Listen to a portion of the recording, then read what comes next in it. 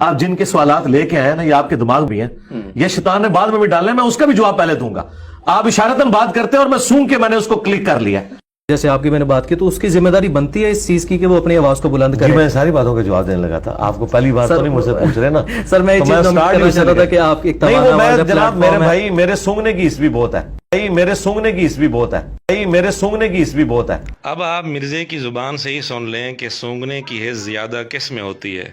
کتے کی سونگنے کی حس انسان سے کتنی زیادہ ہوتی ہے؟ انسان کی وہ حس نہیں ہے. اب انسان یہ کہتے ہیں انسان کتے سے بھی گیا گزرا ہے. اچھا سوال یہ ہے کہ جب سونگنے کی حس کتے میں زیادہ ہوتی ہے تو مرزا فخریہ کیوں کہہ رہا ہے کہ میرے اندر سونگنے کی حس بہت ہے؟ اگر اس کا زیادہ ہونا کمال کی بات ہے تو یہ انسان کے اندر زیادہ ہونی چاہیے تھی، جبکہ مرزا خود کہہ رہا ہے کہ کتے میں زیادہ ہوتی ہے. اب یہ بات فخریہ کر کے مرزے نے اپنے آپ کو کیا قرار دیا اس کا فیصلہ خود کر لیں. اور مرزے نے کئی ویڈیوز میں اپنی ایک اور صفت بھی بیان کی ہے. ایڈا اگے نہ ٹورو، میں تہاڈی لت پکڑ کے کھچ لینا، تہانوں چک وڑ لینا. میں چک بڑا پیڑا مارنا میرا مسئلہ ہے. بہ جاؤ.